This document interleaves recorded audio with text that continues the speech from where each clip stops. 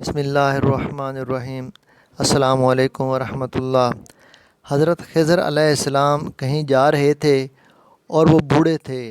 ان کے پاس کسی قسم کا ساز و سامان یا رقم بھی نہیں تھی، بالکل خالی ہاتھ تھے۔ راستے میں انہیں ایک فقیر ملا۔ اس نے کہا خضر علیہ السلام سے کہ مجھے خدا کے نام پر کچھ دے دو۔ خضر علیہ السلام نے جواب دیا کہ میرے پاس تو کچھ بھی نہیں۔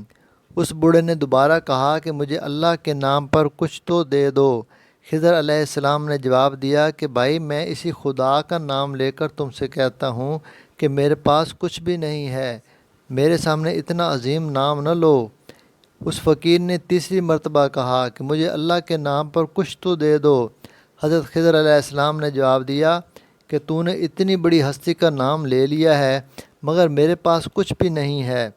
تو ایسا کر، میرے گلے میں توق ڈال اور مجھے منڈی میں لے جا کر فروخت کر دے اور میری قیمت اللہ کے نام پر لے لے، کیونکہ اللہ کا نام سننے کے بعد میں تجھے خالی ہاتھ نہیں لوٹا سکتا۔ اس فقیر کو کیا پتہ تھا کہ یہ اللہ کا برگزیدہ نبی ہے، یہ حضرت خضر علیہ السلام ہے۔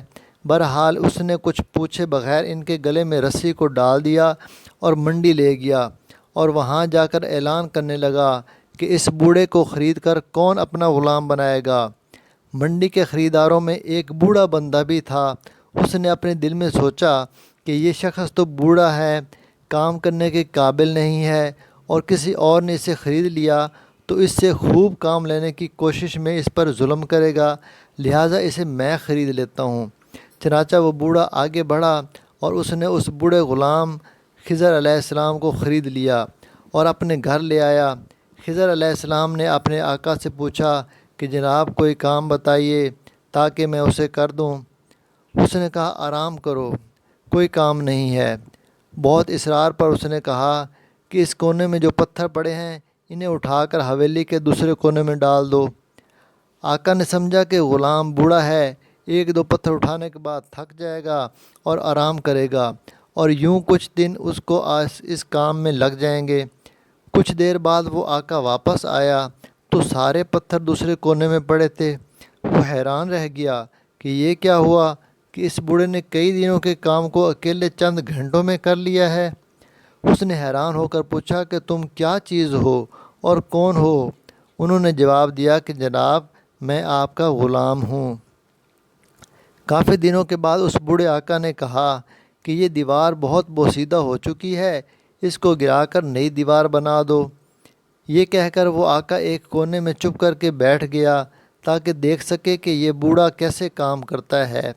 چنانچہ حضرت خضر علیہ السلام نے پوری دیوار گرائی، گارا بنایا، پھر ایک پتھر کو گارا لگا کر دیوار بنانے کے لیے رکھا، اور پھر یوں پتھروں کو اشارہ کیا تو پتھر ترتیب سے دیوار پر لگنا شروع ہو گئے اور پھر دیوار کھڑی ہو گئی۔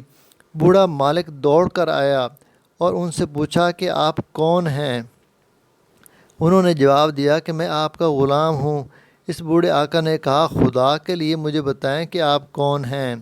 حضرت خضر علیہ السلام نے جواب دیا کہ میں بالکل آپ کو نہ بتاتا، مگر آپ نے خدا کا نام لے لیا ہے اور اس لیے اس عظیم ہستی کے نام کی وجہ سے بتا دیتا ہوں کہ میں خضر ہوں۔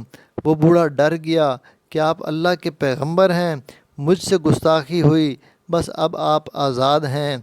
یہ تھے وہ لوگ جو خدا کے نام کی اتنی لاج رکھتے تھے، تبھی تو اللہ تعالیٰ نے اتنا بلند مقام عطا فرمایا۔